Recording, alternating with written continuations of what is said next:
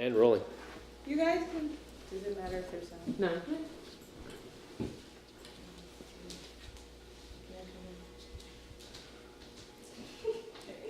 Hey. Exquisite interior. I know.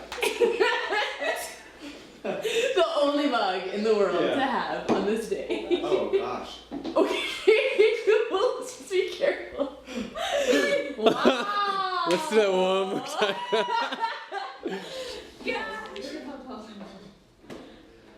But yeah. Oh, this is nice. Ooh. Right. And then. Hey. Oh, that's Hey, how so you doing? pretty. Hey, how you doing? Being content with a small existence as a creative has taken a while, but something that I'm arriving to at this point in my journey. Yeah, just to be, just realizing that I still am equally as significant as a creative. Just because I don't have a billion hits on YouTube or I'm selling out arenas or on tour all the time doesn't mean that I'm any less of an artist as someone who is in the public eye all the time. For me, it's about creativity and community and including and inviting all my friends along and celebrating what we have in our hands, which is art and beauty and love. And it's small and might feel insignificant, but it's ours. And so many times in this project I've asked, who am I? Who am I to think that if I'm gonna put out art, people are gonna care enough to listen? I am Lemba, which means to ask. And all I ask is that people find something that resonates with them, that people keep on finding some sort of correlation between my story and my journey and theirs. Like everyone's just like bringing their A game, and it's not like you guys had to do this. So yeah, I just like really, really, really appreciate you all being here tonight. And that's basically all I wanted to say. So thank you. Thank you. I love you guys all. Yeah. Don't clean up the kitchen, you filthy animals. Oh, that's a great start. Yes. That's a beautiful first line.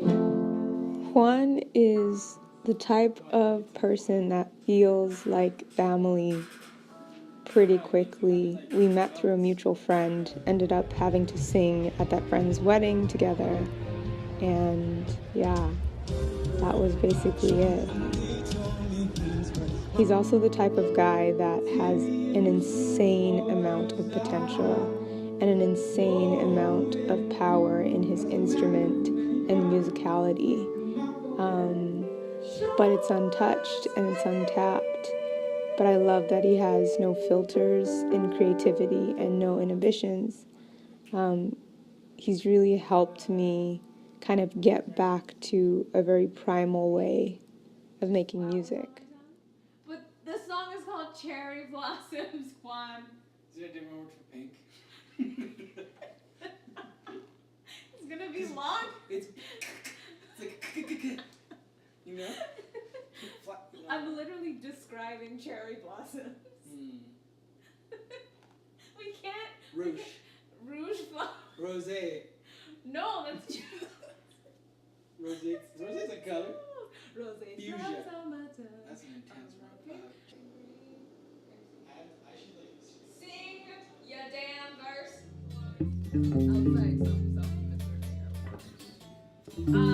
Okay, so I was thinking we should like.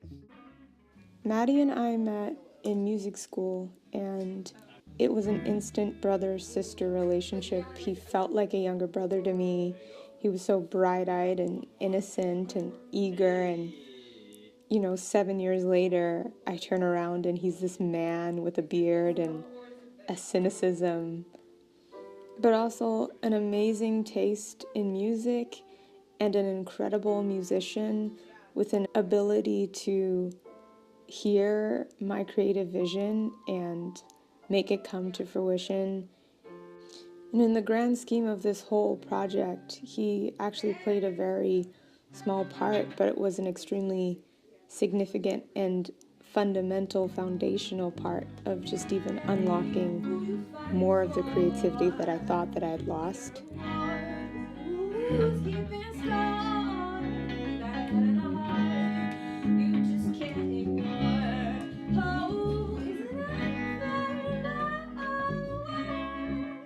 Music school taught me a lot, but it also took a lot away from me.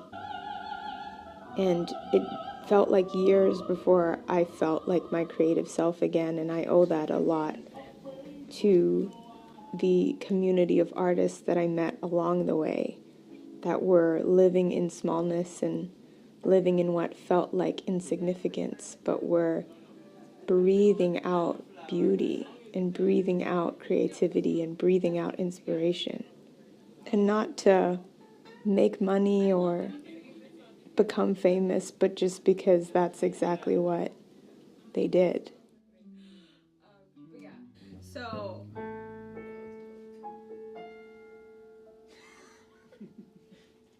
How about spooky?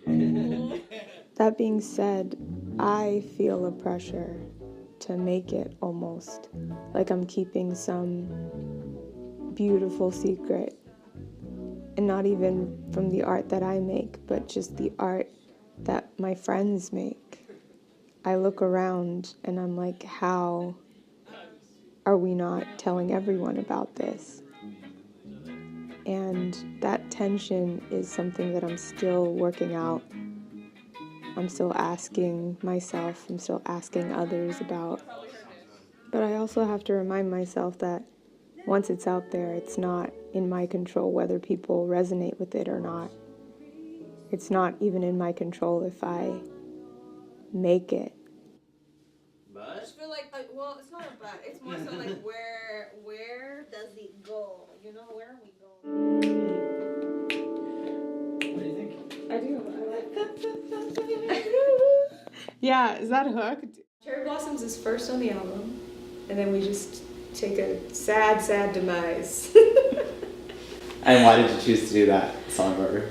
I think in a way, even though it's not necessarily about a particular person, in a way it does symbolize my innocence and like naivete before a lot of the stuff of the other songs happened.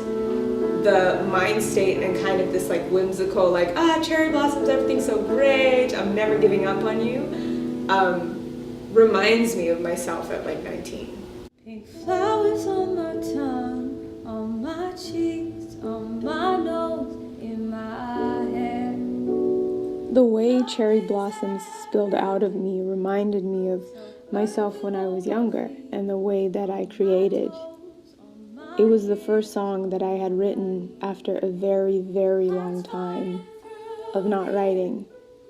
And though the in-between was devoted to getting better at my instrument, to focusing solely on being the best singer that I could be in a classical program, having sung overseas, singing in festivals and competitions, trying so hard to fit my identity into what I thought it was musically and creatively. But finally realizing that, like the process of writing Cherry Blossoms, it should still feel like me just breathing. And sure, I work hard to try and better myself as a writer and as an artist, but it shouldn't feel like I had been feeling for so long. And I am thankful to God that Cherry Blossoms happened. Wish I was older than sunshine. Not giving up on you. Not giving up on you. Not giving up on you. Not giving up on